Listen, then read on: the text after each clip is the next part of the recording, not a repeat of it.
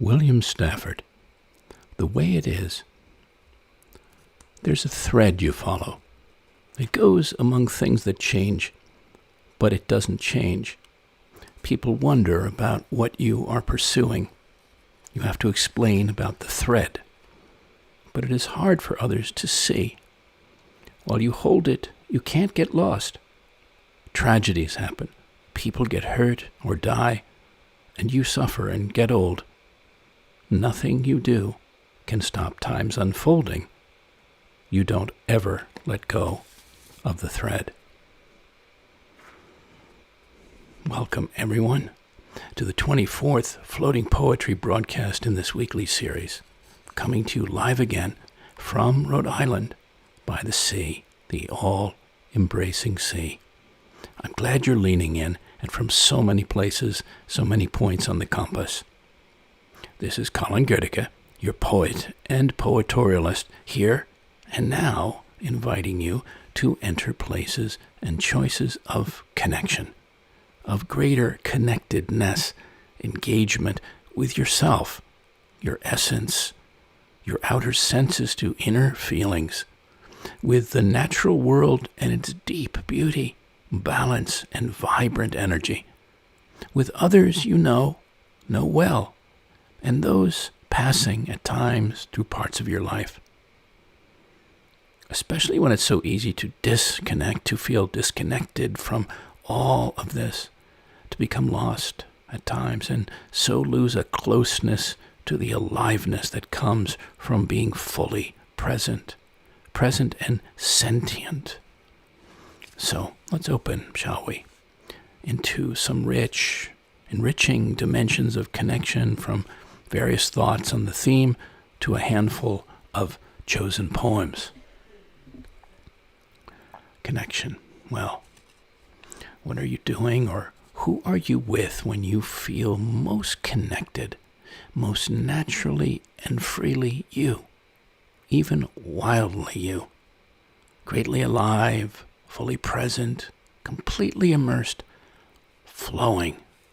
Well, those are clues, keys, life sparks to follow to their source, to a kind of internal, eternal flame, to go ever more toward daily, to all the places and people, thoughts, yearnings, callings, everything that deeply engages you, that puts and keeps you in touch with your essence, your senses, feelings, sense of wholeness, your humanity, the earth, this home, this earth, your vital place in this universe, that by the nature of your ever greater aliveness actually keeps you from becoming disengaged, disconnected from things that really matter, that enlighten and enliven your being, because the more beautifully connected you are, the less you discover you want to or will become the opposite.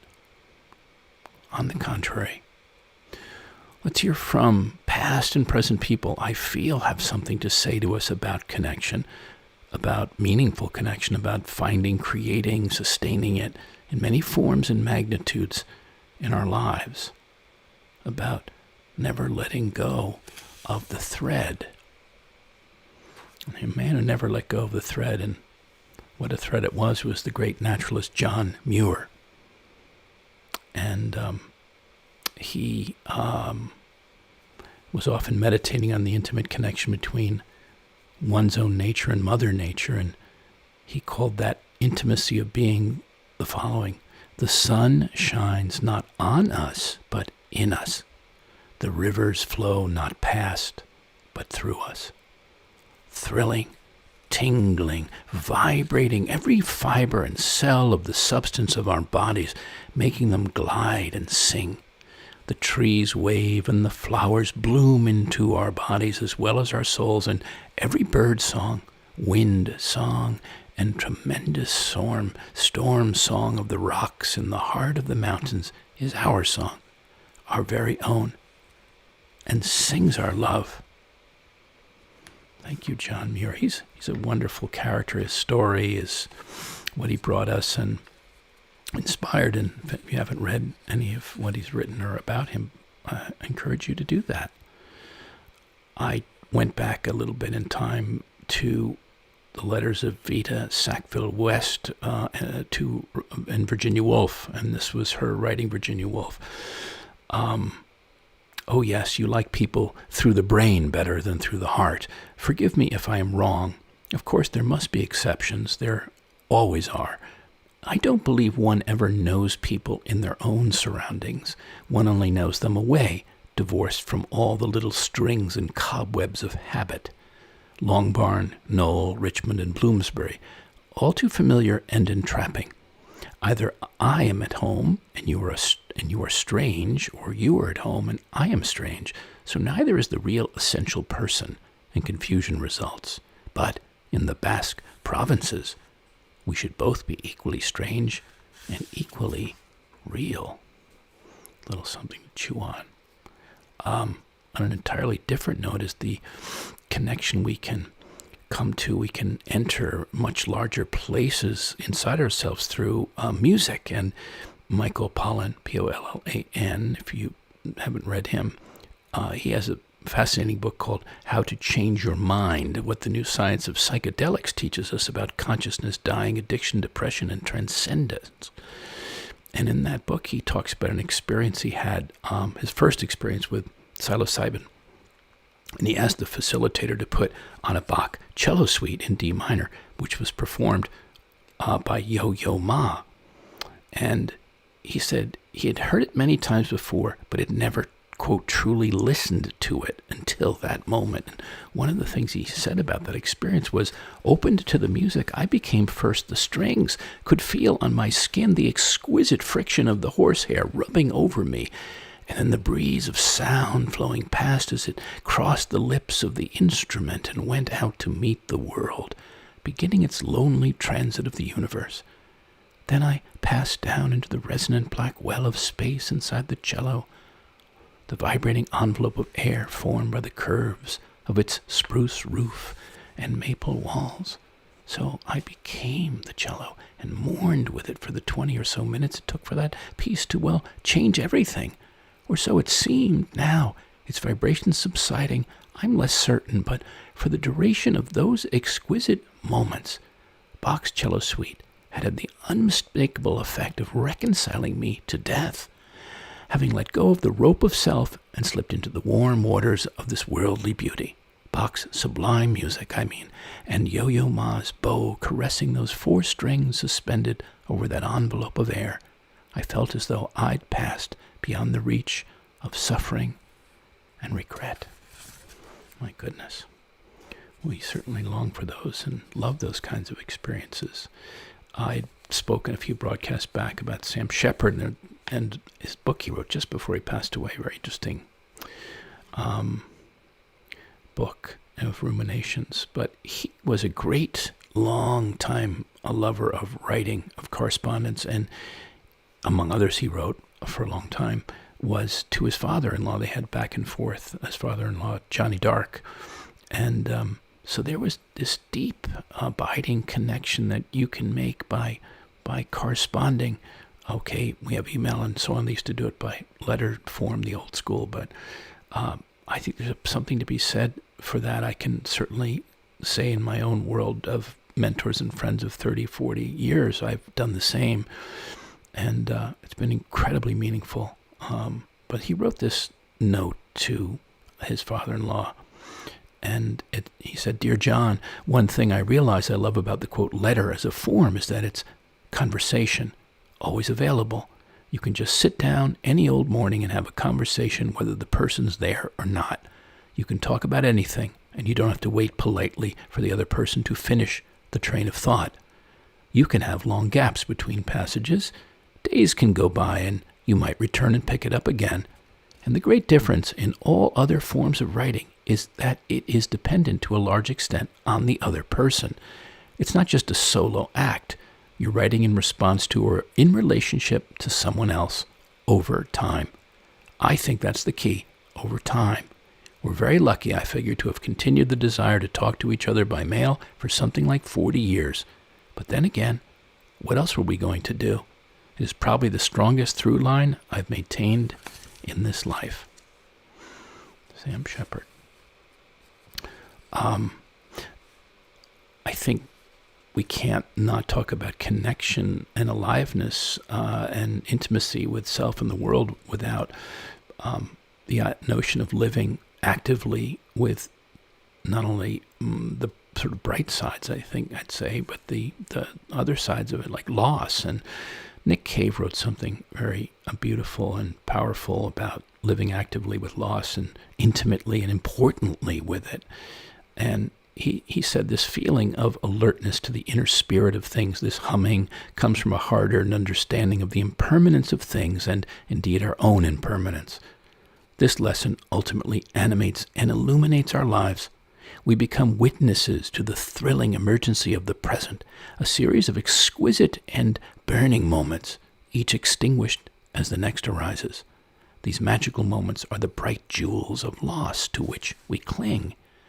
There is, of course, another side where we lose our resolve, we drop our guard or just grow tired and descend into that other, darker, less lovely world, and we disconnect and retreat deep into ourselves.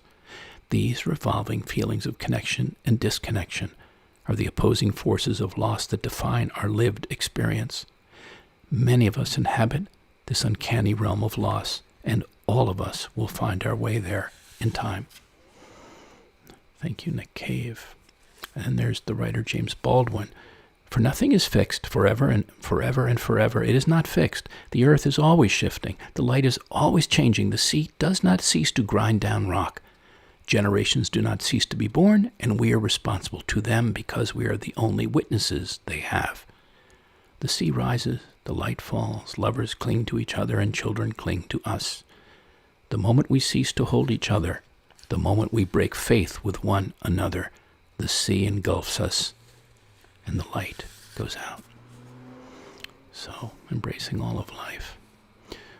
Rainer Maria Rilke, wonderful German poet, amazing German poet, and commenter on life, spoke of the strangeness in which we must make ourselves at home in order to have a full life. And he wrote to the young poet, letters to a young poet, so you must not be frightened if a sadness rises up before you larger than any you have ever seen. If a restiveness like light and cloud shadows passes over your hands and over all you do, you must think that something is happening with you, that life has not forgotten you, that it holds you in its hand. It will not let you fall. Why do you want to shut out of your life any agitation, any pain, any melancholy, since you really do not know what these states are working upon you? And then last thought was from the great Marcus Aurelius on embracing our mortality and living with presence. And he said, the longest lived and those who will die soonest lose the same thing. The present is all that they can give up, since that is all you have. And what you do not have, you cannot lose. So, handful of poems that I felt were on our theme of connection and engagement. And presence is such a tremendous thing to have, find, stay in as much as we can moment to moment. And there are ever many deeper layers of it to discover, I found. Becoming ever more greatly present and feeling into those moments. So this is Deeper Presence, a piece that I wrote back in California a few years ago. Means, happens, many fathoms below, merely being here, simply showing up for its total immersion, connection, correlation with each place or person you engage with.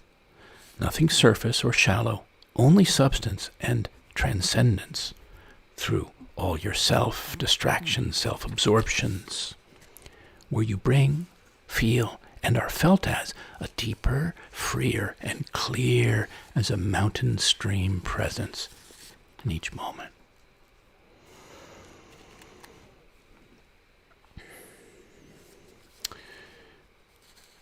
We had a moment, we were touching on mortality a moment ago with Nick Cave's thought, and this poem relates to that somewhat. It's an arising of mortality. I had, but it's how those arisings connect us to other dimensions of feeling, to the ephemerality of life, as well as to our humanity and to others. But the ephemerality, I think that's, being connected with that is very important.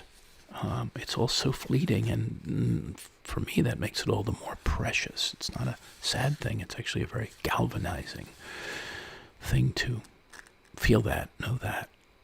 So this was written back in New York in 2002, September actually. A three-cornered night in New York. A mauve lake milky with clouds. Below, the river, a blue boulevard for the pocket-sized ferries skimming up and down, their matchbox cabins embroidered with firefly lights, and the steam iron tugs pressing slowly over the flat pant leg of Lower Hudson. A pie wedge of brick buildings my eye studies from 12 stories up, like cardboard cutouts or stage flats facing west. High up on the left bank and low down on the far right, two Jersey flappers, one tall and sure, the other squat and stout, whose glass-bulbed dresses shimmer, platinum white in the eye, in the dark, too harsh, too loud, and out of place against the almost autumn skyline, when all else is so hushed, so muted and mellow, when everything else is just shape and shadow, and the most light you can see comes from the dull gold glow of city apartments, showing faint signs of interior life behind hundreds of half-lowered lids. A confetti of downtown traffic and rows of lonely sodium street lamps. A few specks floating in the now purple lake of deepening night sky. A star of yellow, a blink of red, of planes rising and falling to earth and airports over the horizon. Sitting in a corner chair, looking through the glass, looking at a slice of the city, looking at my tired old lion of an uncle sleeping heavy in his hospital bed, and seeing time and life, the night and the summer passing.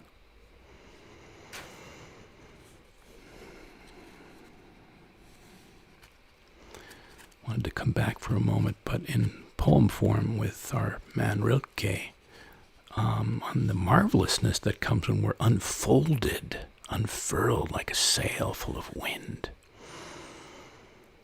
This poem actually came at an important moment in my life, was read to me at a very beautiful moment. And it goes this way. I am too alone in the world, and not alone enough to make every minute holy. I'm too tiny in this world, and not tiny enough just to lie before you like a thing, shrewd and secretive. I want my own will, and I want simply to be with my will as it goes toward action. And in the silent, sometimes hardly moving times when something is coming near, I want to be with those who know secret things, or else alone. I want to be a mirror for your whole body, and I never want to be blind or to be too old to hold up your heavy and swaying picture. I want to unfold. I don't want to stay folded anywhere, because where I am folded, there I am a lie. And I want my grasp of things true before you. I want to describe myself like a painting that I looked at closely for a long time, like a saying that I'd finally understood, like the picture I use every day, like the face of my mother, like a ship that took me safely through the wildest storm of all. Thank you, Rilke.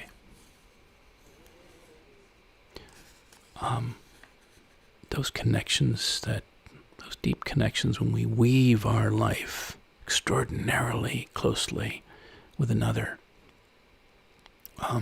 leads to so many remarkable moments. And there was one that I remembered in a poem back in time. It's called We.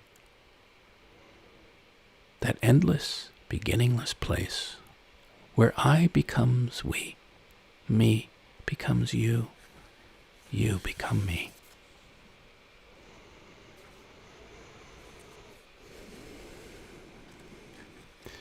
So when we talk about connection and connections, we obviously, we all have so many different kinds in our life and different magnitudes and different levels of intimacy or degrees of intimacy. But when I think of friends, especially dear, dear friends, how I want to always, as often as I can, call out beautiful truths that I see or know or feel about them. It doesn't have to be around any occasion. I just do it as the spirit moves, which is pretty often, I would say, in my universe. And this is one, just to make that suggestion or plant that seed out there for others. This is one I wrote a couple of years back for my darling friend now in Colorado, April Hicks. It was for her birthday, and it's called Beautiful in Every Language. As the Catalonians smile wide and abri, the Chichewa glow hello e pulo, and the Chinese say sigue, while the Maori gladly, wildly chant paenga, wai, to the pacified clouds and waving green ocean, and the bushmen and wood-bangled women dance with kubvumbi under the flowering stars. I honor April, this April, in all the colors, sounds, and shapes of her natural beauty and ever-returning, ever-renewing story. Beautiful in every language, I would say. If we look at our friends, our dear friends, there's so much beauty maybe we haven't even seen, let alone, or connected with, let alone honored. So, encouraging us on that.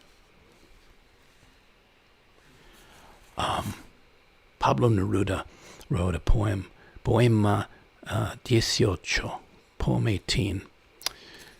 Come back from his blaze, the fireman, from his star, the astronomer, from his disastrous passion, the obsessive, from 1 million, whatever, the ambitious, from the naval knight, the sailor, the poet returns from his slabber, the soldier from fear, the fisherman from his wet heart, the mother from Juanito's fever, the thief from his nighttime high, the engineer from his frosted rose, the native from his hunger, the judge from fatigue and unsureness, the jealous from his torment, the dancer from her exhausted feet, the architect from the 3,000th floor, the pharaoh from his 10th life, the hooker from her lycra and falsies, the hero comes back from oblivion, the poor from another day gone, the surgeon from staring down death, the fighter from his pathetic contract, someone returns from geometry, stepping back from his infinity, the explorer, the cook from her dirty dishes, the novelist from a web of lies, the hunter stamps out the fire and returns, the adulterer from rapture and despair, the professor from a glass of wine, the schemer from his backstabbing, the gardener has shuttered his rose, the bartender stoppers his liquor, the convict takes up his plea again, the butcher washed his hands, the nun quit her prayers, the miner his slick tunnel, and like the rest, I take off my clothes. Inside the night of all men, I make a smaller night for myself. My woman joins me, silence bears down, and the dream spins the world again. Thank you, Pablo Neruda. There's these are all, of course, we're in so many areas of seriousness, importance, essentialness, and I think there's also something to be said for connecting with all the lightness that we have and lightheartedness. And I wanted to bring a little spice of that with this poem by poet Bob Hickok, H-I-K-O-K, I believe it is, or C-O-K. Under construction. I meant to be taller, I tell my tailor, who tells my teller, who cashes my check, all in ones to suit the height of my ambition. And kinder, I tell my trainer, who trains my tailor and my teller too, to look better, wetter, and drier. Kinder to people in blue skies, moles, and Republicans, even though it takes more muscles to smile than tell someone to F off. I ask my tuner to listen to my head and tell me whether it sounds out of sorts. She says a man's not a piano and cries. For wouldn't that be nice? A man you can sit in front of and play like Satie, turning a piano into a river, speaking to its mother, the rain late at night. But she's sweet, my tuner, and tightens a few strings in my back just to get the old tinka-tinka up to snuff before she kisses me on the cheek. Life. I think that's what this is. The glow where she smacked her lips to my skin. birds acting surprised that the sun has sought them out once again, and me looking in my closet in the morning and choosing the suit of snails over the suit of armor, who remind me to slow, to savor, as if they know. Thank you, Bob Hickok. And then what about us attuning as a form of connecting to the sheer wonder of nature on a meta level, on the largest level, and then close up, of course, macro, micro, and everything in between, when we could just enjoy the simple wonder of a bird singing to the day, to the morning, or the afternoon, or the evening. This is a piece from the Yucatan I wrote in winter of 2002. It's called Collective Consciousness. It's wild to imagine the eyes and beaks of billions of birds all opening on cue at the first split second of sunup.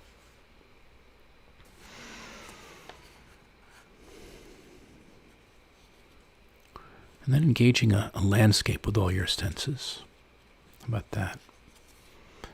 That's a nice thing to feel back into or enter into or seek out. Same Yucatan, but another year. Tear here, it's called. You see this picture-perfect day. Breeze-brushed frond, shadows tickling the sand, pelicans pirouetting through the sea-salted air. You feel the indolencia of this free-flowing space south of the world. Clouds miming the slow somersaults of sea, no traces of clocks or calendars. Follow that faint line dotting the water's edge. Just tear here and file this day away in a drawer of your memory for future reference.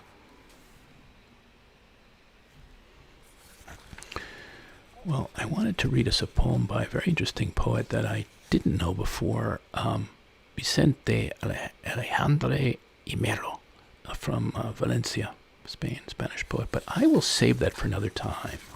It's a lovely poem. Let's see if it might fit into another time, another theme. I bet it will. So I'll just end on the following two pieces. One by Sarah Rule, the poet. It's called Prayer, and one by me. And then we'll say farewell after that for now. Prayer. Let the day open slow around you. Let the night open slow around you. Let the spring open slow, the fall open slow. The waking animals open their eyes slow around you. Let the night close slow around you. Let the day close slow around you. The winter close slow. The summer close slow. The sleeping animals close their eyes slow around you. Thank you, Sarah Rule. Prayer. And then to wind us out till we meet again, I thought I'd reprise a poem that speaks as it does to many dimensions of connection, to past, to mythologies, mythic realms, to self, to community, especially to community, I'd say, that resonate inside all cultures. And I think now more than ever we need the true community coming back around us. Certainly something I'm creating and entering and seeking and making in my own way. And I feel we're all part of a community together. You listeners, you dear listeners, and other people that we connect on a sort of kindred spirit level. Around the Fire is this last piece now for us. And it was for the Hopewell Tour des Arts in November of last year. Out of doors and around a fire. I was doing a one-man show. We could call it an experience. Around the fire, where the light dances on a circle of faces, where the heat toddies the spirits in all close-gathered bodies, where, since epochs and eras long before Native Americans honored the four winds under new and full moons, before the Zoroastrians lit the great fire at Yazda that glows on millennia later, before the Druids, Bedouins, even before Apollo and Vulcan, Ogun, Fuji, Agni and Granus, Pele and Mishquatl, when early man made fires in the green dark hearts of forests, in the open mouths of sheltering caves, where, across all human time, voices, songs, music, drum beats, and heartbeats rose, with the sparks, cinders, and smoke, into the sky, toward the sun by day, toward the distant listening stars by night, of lilting kinds, offering, celebrating, and other anciently sacred, wordful and wordless kinds, where some of our own ancestors once surely stood or sat, meditated, chanted, or danced with wild abandon, naked or painted, or hatted and coated, till the last of the embers died out, gave way to the great silence and stillness of the earth around them, of the vast and mysterious world folded and unfolding around them, where we can gather, go further in, invite and embrace our own kindling, crackling, blazing from the center of our beings, let forth our own fire to reach and touch, light, and warm every circle of our lives, our living, all our making, all our loving.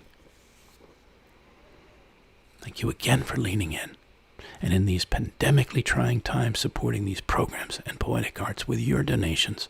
All contributions are welcome and easily made by PenPal and Venmo, and directly through my site. Other offers of support are also welcome, from an artist residency to underwriting a chosen new project, of which I have more than a good number. As always, feel free to share your musings, your questions, and how these broadcasts engage you.